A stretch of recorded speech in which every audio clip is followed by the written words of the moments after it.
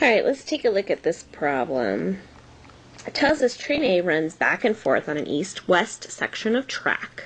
Train A's velocity in meters per minute is given by the differential function VA of t, where t is measured in minutes, and then selected values for VA are given in the table. So we've got this table here. It tells us we've got these certain time in minutes, 0 minutes, 2, 5, 8, 12 minutes, and then what the velocity of the train is in those minutes. If we look along here, you guys recall that negative velocities mean that the train is moving in the other direction.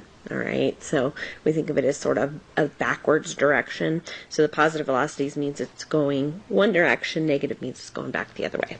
Alright, then it also tells us at time t equals 2, train A's position is 300 meters east of the origin station, and the train is moving east. So we want to do first, our first question here says, write an expression involving an integral that gives the position of train A at time t equals 12. Alright, so what we have to think about here is we're going to be doing an integral, and we know stuff about the velocity, and we're asking about the position. And if you recall, we can relate the two as the position is the antiderivative of velocity. Okay, so position is the antiderivative of velocity. So let's think of antiderivatives, and we should go straight to the idea of the fundamental theorem of calculus. Okay, so if you recall, fundamental theorem of calculus says if we take the integral from a to b of our function f of x dx, then by definition this is the antiderivative of little f, we call that capital F, evaluated at b, minus the antiderivative evaluated at a. And for these word problems, it's always nice to be able to rework this equation by just adding this f of a to the other side of the equation.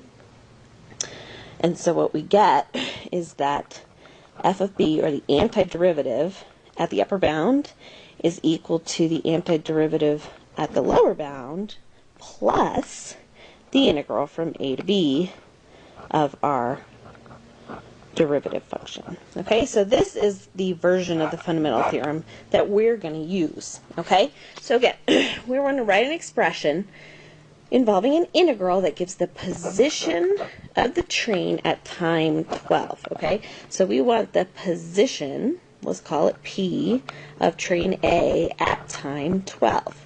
Alright, so that's what we're saying is this portion of the fundamental theorem. It's the antiderivative at the upper bound. So we're saying our upper bound is 12, okay? So this is equal to, fundamental theorem says, okay, now we're going to take the antiderivative of the lower bound, so that would be the position function. Now, what would our lower bound be? Well, the only thing we're given any information about is time 2. If we look up here, at time 2, the train A's position is 300 meters, so we know that one. So let's use 2 as our lower bound. Okay, then we're going to do plus the integral, again from a to b, which we now know is 2 to 12, of the derivative function, or the original function, which in this case is our velocity function. So there we go. There is an integral expression that gives the position of train A at time 12. We could go ahead and fill in what we know the position at 2 to b, so this becomes 300 plus the integral from 2 to 12 of the velocity function. Alright, so that's the first part. Now the second part wants us to actually evaluate this, or at least approximate it, using a trapezoidal sum with 3 subintervals. So we do that with the information from the table. So we're only going from 2 to 12. So we look at the table. We're only going to be using the information from here to here, and we can see it's a nice 3 subintervals. So here would be our first interval, our next interval, and our third interval. Alright, so if you remember the trapezoid rule, this one we're basically using the idea that an integral is the same as the area under the curve, and we're going to approximate the area using trapezoidal shapes. Okay, so we can remember the area of a trapezoid. So if we're talking a trapezoid, go back to our geometry. The area is base 1 plus base 2 times the height divided by 2. Okay, you might have to look that one up, but that's our area of our trapezoid. So what we're going to do is we're just going to use this information here and plug them into this formula for each of these three pieces. Now, what you have to kind of think about is if we were to graph this velocity function, basically what we're doing, let me sort of sketch it over here. We've got at 2, our value is up here at 100. Right? So we know there's a point here. Okay, and the next one we know about is at 5. And we know that that's down here at 40, so maybe about right here. Okay, then over here at 8, we go way below, down to negative 120, so maybe down here somewhere. And then at 12, we're going to be down even further, maybe down here at negative 150. All right, so we know this is a smooth curve, but all we are given is these intervals in between. So if we sort of draw the picture, we can see, look, here's one of our trapezoids. Okay, now this one's a little bit more difficult because it goes into the negative. It's hard to see the visual, but we can see this third one again. There's one of our trapezoids. Okay, so what we're seeing is we've got, this is one of the bases, this is another base, and then this is the height.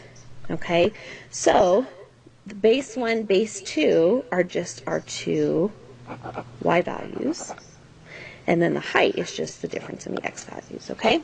So let's go back to our integral here that we defined, the position of train A at 12.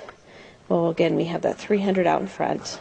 All right, our first trapezoid was this one we drew here. Base 1 is 100. Base 2 is 40. So we've got 100 plus 40. And then the height is this 2 to 5. So the height would be 3, and then the whole thing is over 2. Okay, now again, the second one is sort of hard to visualize because we go from positive to negative, but it's going to work the same way. Our heights are the two y values. So we're going to take 40 plus this negative 120. And then the height would be from 5 to 8. So again, it's this piece. So it's still 3. And then the whole thing over 2. All right, and then our third trapezoid is this one we drew here. The two heights are negative 120 and negative 150. So I got a negative 120 plus a negative 150. And then the height is from 8 to 12. So the height would be 4, all divided by 2. Okay, so we could simplify this down, calculate it out. What it comes out to is a negative 150, and you can check that.